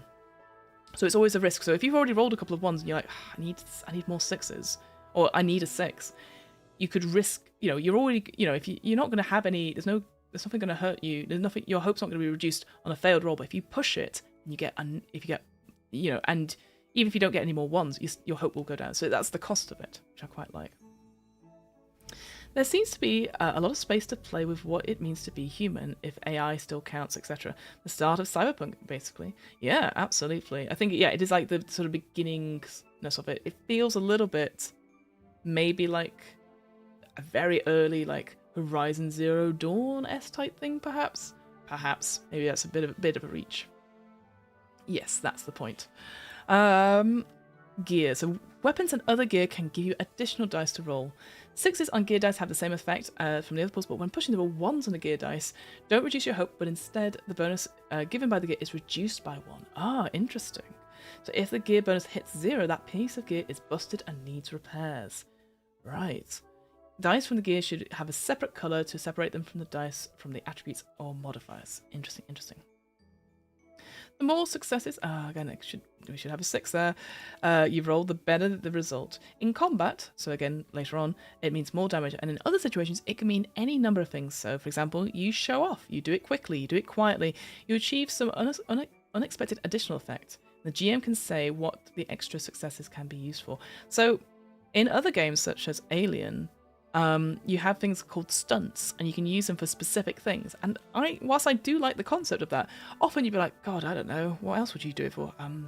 I hit them for more damage. Like, I think that was the thing I found, is like, sometimes you'd be like, I don't know what I'd use it for. And the same with Tales from the Loop, when you were asking questions or investigating, it would give you like a list of questions, and you're like, I don't have anything else to add. Like, I guess I'm going to ask more questions. So that's why I always use my home rule of like, ask me anything and anything specific, and use the list of questions as a basis, Helping roles. So up to 3 other travelers and NPCs. Oh, look, NPCs. Who are these people? Can help you with a dice roll. Each person helping you gives you a +1 die. Oh, wait, is that one's different as well, isn't it? But they need to be in a position to actually support your action in a concrete way. And the GM has final say. And in combat, helping someone uses up your turn for the round. Excellent, excellent. How are we doing on time?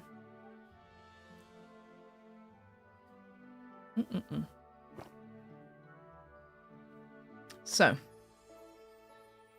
opposed rolls. So when facing active resistance, you need to roll off against your opponent.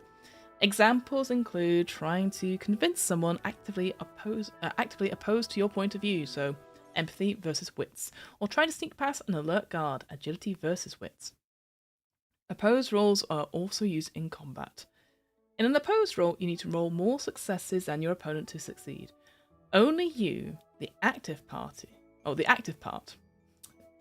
what I was saying, can push the roll. Tension. So in an opposed roll between you and another traveller, you both get bonus dice equal to your tension rating towards each other. So this is something maybe you create in character creation. Nice.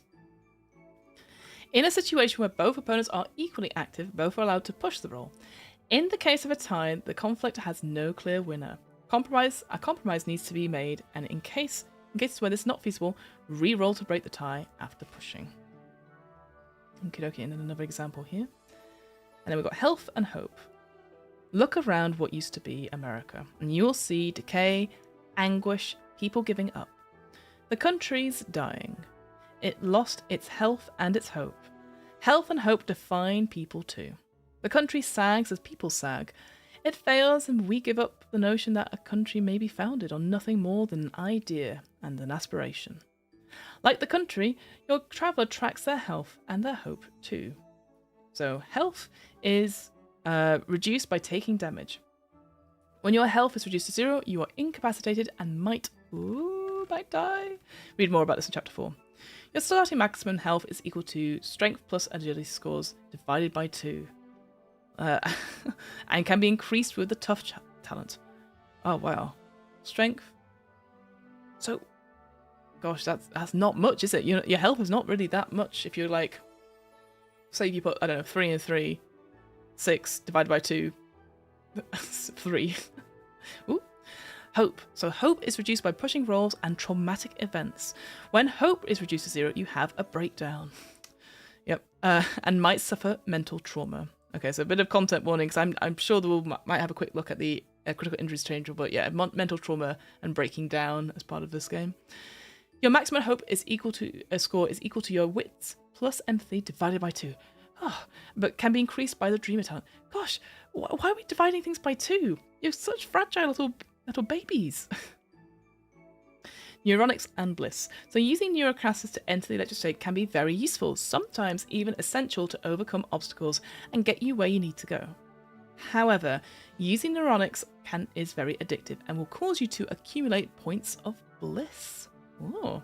If your bliss score ever equals or exceeds your current hope score, you will be unable to leave the electric state on your own and you will suffer mental trauma if somebody forces you out. Oh, wow. Read more about neuronics and bliss in chapter 4. That is interesting, having your own score for bliss. All right. Then we have talents. These are special skills, traits, and abilities that you can benefit you in various situations. They give you bonus die to roll in certain situations or allow you to perform specific feats or access resources unavailable to others. You can only learn each talent once. And when you start the game, you have 1 talent or 2 if you had bad luck rolling up the attributes. You may choose any talent you like. Your archetype gives you free suggestions, and you can even pick one of those randomly. And you can always learn new talents during the game itself. So what we've got stuff like backstabber. A lot of it is like adding dice to things, which is obviously the whole point. It's mostly dice. It's not giving advantage or anything like that from what I say. Like intuition, once per session, you may ask the GM to give you some kind of useful information. Am I in danger? Well, drama queen. In opposite rolls against other travellers, your bonus from tension is doubled. Whoa, that's quite a good one. I like that. It's got whole pages. And then, neuro-resistant. You stand a better chance than others to resist the bliss of neurocasting. I do like that bliss as a sort of a negative thing. I think that's quite interesting. The list of talents here is not exhaustive. You may create new talents for your campaign under the supervision of the GM as long as they don't overlap with existing talents. Ah, interesting. Okay. So yeah, got 2 pages of talents there. That's quite exciting. Oh, double the score, then divide by 2. Absolutely. Yeah, you're right. Well, no, I don't know. No, not for that one, right? For your tension? No, that's fine. But for your health and your hope, it is. Yeah, double it. Yeah. Oh no, wait. Another. Oh, look at that diner sort of aesthetic there. It's like, hello, I'd like the number 2, please. Personal stuff. So next you need to give your traveller a dream, a flaw, a favourite 90s song, a description, and a name. So, how are we doing on time? Dream. We all have motives. Some are motives towards something. Others are motives to avoid something. But way back when, during childhood, we had dreams. Dreams are what we wanted. So real we could see them. The sharpness and clarity of those dreams often blur with age until eventually they are gone altogether. But you are a traveller. You have some remnant of a dream inside, and if you can kindle it, it can take you far. But the easy lure, the all too easy dream of a neurocaster takes to many. Can you resist and find the one thing, that one real thing that gives you hope? Choose a dream suggested by your archetype, roll it up randomly, or come up with one yourself. Dreams should be phrased generally and do not need to tie directly into the journey. Instead, you should let your dream guide you when you're playing your traveller during play. Following your dream is important as it will allow your traveller to develop after each game session. So it's almost like a motive, like did you do X, like a playbook sort of thing.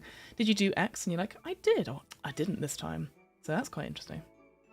As a sort of a way to level up, guide your character. I like it. Flaw. As a yin to the yang of your dream, you also have a flaw, a core character trait that stands in your way and may lead to your downfall if you don't overcome it. Choosing a flaw that is suggested for your archetype, roll it up randomly or come up with one yourself.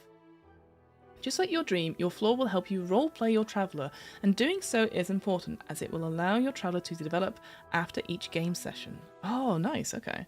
At some point during your journey, you can overcome your flaw and realise your traveller's full potential, and then read more in a couple of pages' time. What does that mean? Oh. Look, there is... Oh, they've got a table for it! Oh, they've got a D66 table. Or we'll have to roll it. We have to roll it, right? Favourite song. So name a song that your traveller will play in the car if they get the chance. You can pick any real song from the 90s, come up with a title and an artist that only exists in the game, or roll on the table below. Your choice of song will help you get a picture of who your traveller is, but it has no mechanical benefit. Boo! This is the thing I would focus the most on, surely. The 90s was a decade of counterculture. Whilst we consumed as advertisements told us to, we also pushed back. Punk, goth, indie films, zines, and a whole host of cultural ephemera represented a great deal more. Maybe the meaning is now lost to most, but there is a little bit of pop that still has meaning to you. All right, hang on. I can't. All right, gonna get my alien dice out. I'm gonna roll because this I need to know. All right, actually, let's get. That's what we're thinking. We're thinking yellow dice for the 10s and base dice, a black dice for the units. Okay. Man, I can see Torn on there. I absolutely would play Torn. Would Wonderwall be on here? No, Wonderwall probably isn't. Oh, Aqua is on there, guys! Aqua is on there! Oh, okay, right. Maybe Aqua, maybe Sam, I know you probably headed off, but Aqua is on here. When I come around, alright. Alright, it's 34. Satellite, Dave Matthews Band. Interesting. Not excited by it. I am not excited by it. Wonderwall is on there. There we go. Exactly. What else we got? I'm just trying to see what else we have here. Joyous Silence, Dead Souls. If It Makes You Happy, Rooster. Oh, man. Beastie Boys? That's a good one as well. Yeah. Yeah, I'd have to go back and have a look through my 90s collection, see what UK bands there were. But yeah, okay. I'll take Satellite. I do want to have Wonderwall. Especially when, actually, you know what? I had. Oh, it's okay. Didn't break the glass. It's all good. I rolled Enjoy the Silence. Amazing. I like Depeche Mode, so not too bad. Okay, well that's all right, isn't it? But I did think to myself, again, a lot of trailers are doing this right now, where they're doing like very dramatic sort of like slow build up to things, and the Electric State trailer has a very slow version of Wonderwall. No, it's not Wonderwall. It's what was it? Champagne Supernova, and I was like, all the trailers are doing that now. They're playing like a slow or a minor version of like really popular songs for that nostalgia bit. And I was like, I was like, that's really cool. People are like, why are they playing slow version of that song? I was like, oh yeah, that's true. But yeah, Champagne Supernova would be a good song. Hogan got Song 2 by Blur. Oh, nice one, Hogan. I love that one. For some of these, I hope the character gets a free acoustic guitar. Says Nathan. Hey guys, this is Wonderwall. Could you imagine playing Gangster's Paradise? Like driving along. Oh, Buddy Holly as well. Wait, did Buddy Holly come out in the 90s? Oh my god, I thought it was like early noughties. Oh, that's too much. All right, we'll move away. Don't look at it, guys. So description. Before the game, introduce your traveller to other players with a short description. Describe yourself as well as you can and try to come up with some interesting details. You and the others will learn about your traveller as you take off on your journey. Take a look about how people dressed in the 90s. Not just the ones in sitcoms or catalogues, but the younger folks trying to express something personal against so much corporate. Oh, effluvia, I think that's it. Ooh. Of course, that personal expression was always co-opted by said corporation, so let's forget about that for now. And then pick a name that fits with your idea of your traveller. Remember, this is the 1990s, so stick to a name that would really actually be used in this era. Free League, you should have given us a D66 table of 90s names. Might as well, you've given us some favourite songs. Okay. Gear and Neurocaster. Your traveller starts the game with a Neurocaster and one other personal item, both freely chosen or randomly selected from a list determined by your archetype. Gear gives you a bonus to dice rolls, and Neurocasters are needed to enter the Neuroscapes. Neurocasting and the Neurocaster models are described much later. Fine. And then we have a sum of cash, typically US dollars. Roll up the sum used according to your archetype. So again, this is all based on the archetype stuff. Maybe ukulele will be easier to travel with. What's that one? What's that one? I saw he signed. I picked that. Amazing. The ukulele. I feel like the ukulele isn't 90s though. I feel like that's mid 10s surely, because they had all those YouTubers that were being ukuleles. Ugh, grim. Other stuff. So your traveller is allowed to have an assortment of other reasonable personal belongings as well, as long as they are purely for character and have no mechanical effects. Such belongings can include clothes, toiletries, cosmetics, trinkets, etc. The GM has final word on what is allowed. And then we have encumbrance. Oh, thank goodness. The game is not about collecting loot, and thus you do not need to keep track of how much you carry. Thank goodness. They do that in quite a lot of the other games with the inventory system, and I'm just like, don't care. Oh, wow. Look at this image here. So our two friends have discovered somebody presumably maybe dead, maybe not, in a Neurocaster on a very on a bed, which that's got beautiful like something, but it's a very dilapidated room. Maybe they're journeying through something. There's loads of wires on the ground. Scary. All right, how are we doing on time? So we've got journey, we've got vehicles, personal goals. Yeah. All right, I'm gonna. Oh, we don't. Do we want to? Shall we? I don't know. I had a lot of fun with that last one. Shall we do a shared items thing? What did the group have? Let's do it. Solid. Let me get my thing. So yeah, yellow D6. All right, team. We're gonna have. Oh, what have we got? I saw the sign, or that's all she wants. All she wants is another baby. I saw the sign. All she wants is another baby. Yeah, the 90s were not good. Oh no. Yeah, trust me. I was watching something the other day, which had proper 90s vibes, and there was something like, we don't treat women like that anymore. No, thank you. All right, I'm gonna roll my yellow D6 for the 10s and the black D6 for the units. Oh, 26. All right, I'm bringing to the team, guys. I'm bringing a dog. Once per day, you can spend a stretch with the dog and recover 1 point of hope. I feel I've done really good.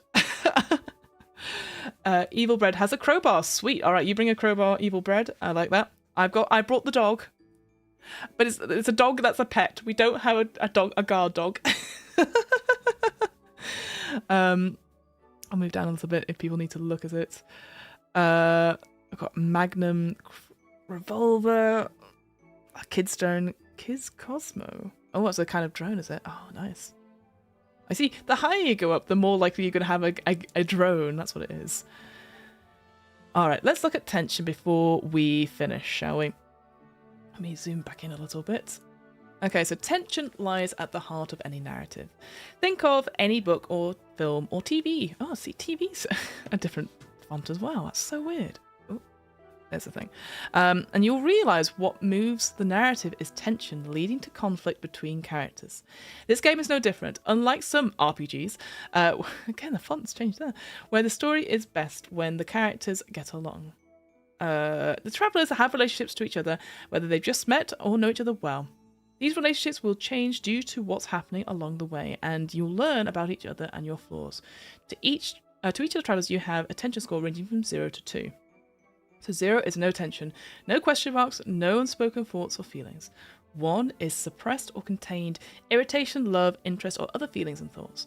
And 2 is uncontained strong emotions such as rage, love, or even fear. So it's interesting that it's not like a negative or positive thing. The more tension you have someone, it's just more emotional. Like you know them so well, you love them, you hate them, all that sort of thing.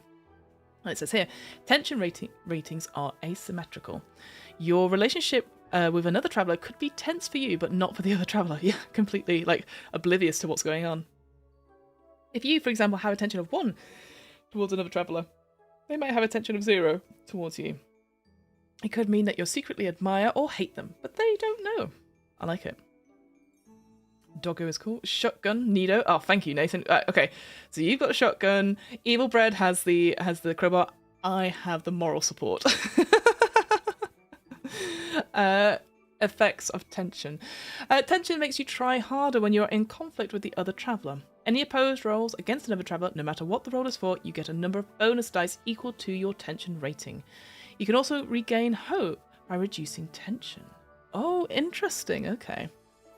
So at the start of the game, you'll have 1 tension towards 1 or 2 other travellers and 0 towards the rest. Before you start playing, the whole group should discuss the tensions among the travellers.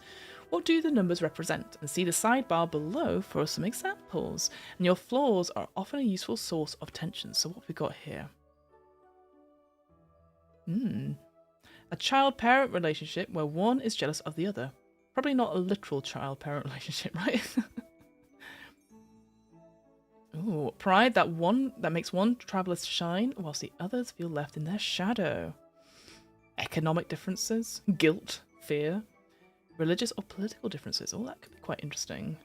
There's a reason Americans never say discuss religion or politics. I don't know. I've spoken to quite a few Americans. They like telling me their opinions. Tension triangles. A more complex but rewarding way of describing relationships is to create triangles of tension. Ooh, what a great word. This means that one traveller has a tension with 2 others in a way that will cause conflict or confusion between the other 2. With tension triangles, everything that happens in a scene with a focus on relationships will have in some way have an impact on all the other travellers. This makes the game more interesting for players whose traveller is not present in the current scene. I would love an example of that. I would love to, like, what example could that be? I mean, because instantly the thing is like, oh, a love triangle would be the thing. But like, I would love to have more examples of that, possibly, or maybe even a play example. Because I'd love to see what that is. Ace of Base. I shouldn't remember. Okay, I'm over it now. Oh, I'm glad you got it in the end. Oh no. It's like, I'm here, I'm back now, you know. Okay, so reducing tension. When you or another traveller talk things through or argue with each other in a situation where there is no immediate threat, you can reduce tension.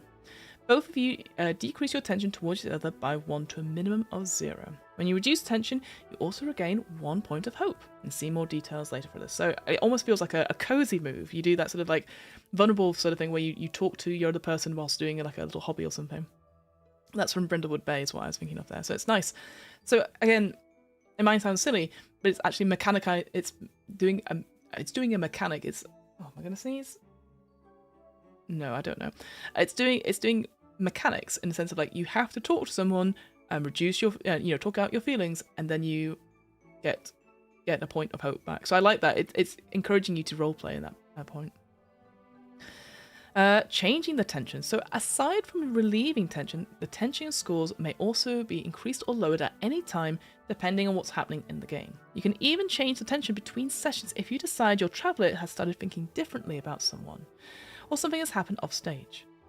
The GM has final say on any tension changes, and tension changes must be reflected in what happens in the game. So, for example, if you have a tension 0 with a relationship, relationship with someone and suddenly start a big argument, it is fine to immediately increase that tension to 2. On the flip side, if there is no tension in your interactions with another traveller, the GM may change your tension to 0, etc. And then we've got developing your character. So we've got some improvement roles, overcoming the flaw, more journeys, etc. And then we go into the actual archetypes. All right. So yeah, incredibly straightforward in terms of creating a character. So you see what I mean? Like, as Evil Bread was saying, those 17 steps, they are really expanded out, but it's so that you can include everything. And so maybe using that as a checklist as the GM going through. But actually, a lot of the stuff, like the flaw and dream and the Newcastle novel, you can just get here, which is, it's just like follow the stuff on your character sheet, you know? So there is, so that's easy enough there. All right, friends, I think I'm just going to scoot through just to double check, but I think that's going to be the end of this chapter, isn't it? The archetypes. And I just said, oh no, unfortunately we didn't get a chance to do combat. Oh no. That's fine. All right, let's chat about this game. I'm going to zoom back up the top. So yeah, we've come to the end. We've got about 10 minutes left, so I'll keep it there. So what do we think, folks? What do we reckon? So an overall review, it feels dead straightforward, as a couple of people have been saying in the chat. It feels very easy to get into. We've only got 4 attributes.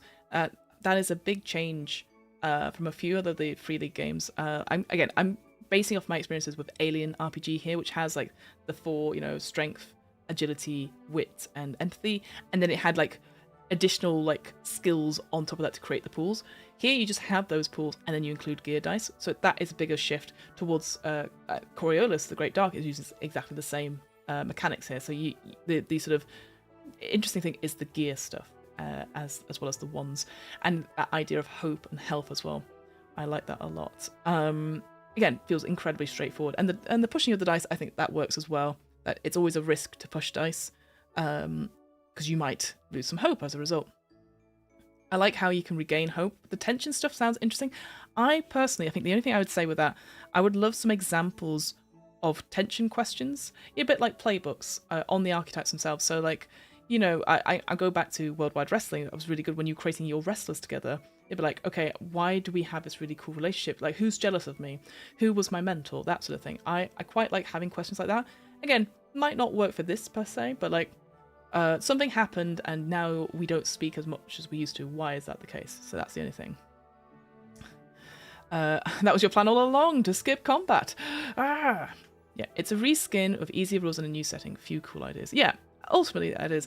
I think, yeah, as always, my critique of like, wish there was some alt text. That's always quite good. Again, just being aware of having some text that, spell out everything. I think they have been, I think it's actually done a really good job. I love the illustrations, obviously, incredible artwork.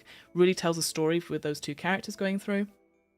I love the Centra sign, and actually the alt cover of this book is it's a pink book with the Centra sign. And I know Johan Noor helped with quite a number of these sort of like the layout and designing that cover for it as well. So I was like, damn. And Johan Noor is obviously an incredible graphic design artist. Again, Morkborg, into the Bastion. No, Mythic Bastion. That's what it was called as well. Hi Fiona, is this the quick start? Hello Hatching Games, how are you, my friend? It is not the quick start. Electric State does not have a quick start. It had an alpha PDF, so this is actually the full game. We only managed to look at two chapters today. But yeah, unfortunately it is the full game. But we had a look at like what the primer would be and how to create a character. So there you go. Hope you're doing well, Rich. Hope you're doing well. I know you've been super, super busy with everything. Especially with today. Sorry, my brain is so. Congrats on Argonaut doing really well on the Kickstarter. Very, very pleased for it. So yeah, so I think overall, I really like the idea. I love how simple it is to get in. I wonder if you could play a game of the Electric State and then maybe flash back to your character as someone from Tales from the Loop or Things from the Flood. I think I'd love that. I'd really love that idea that you're, again, because we've got rules for the solo mode in this as well. Again, I appreciate we've not covered those, but again, I like that idea of creating a solo character and then maybe having them flash back to certain bits with other people. That could be quite a cool narrative or a cool bit of content as well. And so yeah, growing up with these characters, that's also a cool thing as well. The first quest is not bad, but it lacks something to pull players in for me. So, is that the Into the Dust thing that we get into the bin? I mean, the adventure with the rulebook, yeah. I think again, I'll be fair, I didn't get a chance to read it this time. I like the fact that it is one, and it has 3 stops in it. A lot of the times, rule books don't have stuff, or they have a very, very simple like scenario. Like, again, I always go back to it. The Alien Core book has like something on Hadley's Hope, which is a very, very short scenario. It does the job. But then you go to like the starter set, and it's really good, and takes a long time. So there's that sort of thing about like, I think from the look of it, it looks like they've done a good job. But yeah, if you say Evil Bread that it's not got something to pull it in, oh, that's on you. It says framework, is it not? It's supposed to pull people in. Cryptic Cities takes place 10 years after Creek, so we'll get that time jump and consequences of that. Oh, how exciting, Rich! I'm very excited then. Isn't that the norm to include the first quest? No, not necessarily. Again, it completely depends on the book itself. Sometimes that's why sometimes you get starter sets, for example. Even I'd say, if I go to the dreaded Dungeons and Dragons, I think, thinking about it, I don't think there's an adventure in the Dungeon Master's Guide, in the 2014 guide. There is several adventures and a primer in the 2024 guide. So yeah, they don't have to at all. I think it's just enough because they want to encourage you to create your own stuff. So yeah, I think this is quite unusual for that. Like I said, Alien was quite short. Vaesen, I think, had a few. Walking Dead, I'm not sure. Oh, because I got the starter kit for The Walking Dead. I think The One Ring had a little bit as well. It's different, for sure. Hatchling Games says, I love that idea. I first read it in Stephen King's It. Oh, of course, yes, that was great. I watched the film recently, the part 1 and part 2, cracking film, really well done. I mean, the Tim Curry film is also excellent as well. Oh, believe, I have no problem with it. I was just talking about the first time GMs. Yeah, no, again, this book, it feels like is one of the, I guess that's the ultimate thing that we're discussing here, is that I think the Electric State is a really good entry point into Free League, as we sort of said, a decent sort of system, very simple, straightforward, and enough for people to get on and play without having to buy anything additional. So like just buying the Electric State, that's absolutely worth a check out, I think. And it also has stuff for solo stuff. That's not an additional thing that's sort of added on at the end if it's already included within the book itself. I think, yeah, apart from, yeah, I don't really have much criticism over it. I think, again, maybe it's just stuff. Yeah, it is definitely something I would absolutely come back to. Would I play a solo version of it though? I don't know. I'd have to read the rules of it. Sometimes the rules are like, there's lots of stuff, and you're like, oh no. But I really like it. I really like the concept behind it. I actually am, like I said, I am looking forward to the film. I know it's not going to be the same. But it's that sort of thing where I'm like, I think Millie Bobby Brown will be quite excellent in it, and we all just have to deal with Chris Pratt. It's fine. But there you go. Is this solo or a group? Oh, great question, Rich. So it is meant for group play, but there is, as we were sort of just talking about it, there is the Lone Traveller, so rules for creating your own game, and it's already in the actual book itself as a thing. And so, yeah, I quite like that. It's not like an additional thing like the One Ring was. It had like a separate thing for it then. I'll watch the VOD, so don't worry. Because this book is made for Morgans, and you've got to go and run. Yes, no, me too, friends. So thank you so much for watching, friends. Let me just get back to the top, and as always, I will put a link. Thank you for the stream. Well, thank you for chatting. I appreciate it. Very much appreciate it. Okay, so if you would like to have the link, there you go. So you can get it on Drive-Thru RPG just now. I didn't actually say how much it was, did I? I can't remember off the top of my head. Anyway, let me hang on. Big Fiona's face. Where are we? There we go. Hello there. Thank you. Oh, no, let's see another one. No, thank you, Evil Bread. I appreciate it. Thank you so much, and thanks for everyone chatting. I very much appreciate it. Again, it's been a couple of weeks due to various life getting in the way, and not even the fun things, just boring things like going to the optometrist. Who goes at 11 o'clock in the morning? Not me. Are you at Dragon Meet? I am, Rich. I am at Dragon Meet. I am coming up especially for it. I'll be flying in hot, so I'll come down and see you and see how you're getting on and stuff like that. Yeah, so thank you so much. This has obviously been too long I didn't read. My name is Fiona. I use she, her pronouns. I also run What Am I Rolling, which is twice monthly tabletop RPG one-shot podcast, which does a lot of different RPG systems. Right now, we've got a lot of interviews going out with game designers and talking about how much we like their games. So yeah, please go check that out. Really, really like it. If you're like, sorry, the wind was very loud then on the roof tiles. If you like the other game, Dungeons & Dragons, go check out the DM's Book Club. It's a weekly podcast where we talk about some Dungeons & Dragons and discuss how we might include them in our role-playing campaigns. We try to even it out for basically it's anyone. Myself and my co-host Hamilton, we just talk about D&D and discuss how would we take the lore, what we know about it, because both of us it was our first foray into RPGs. How would we take what we know and put it into other games and other stories and improve on it? It's not everything, it's for everyone, and not one RPG solves everyone's issues with role-playing games.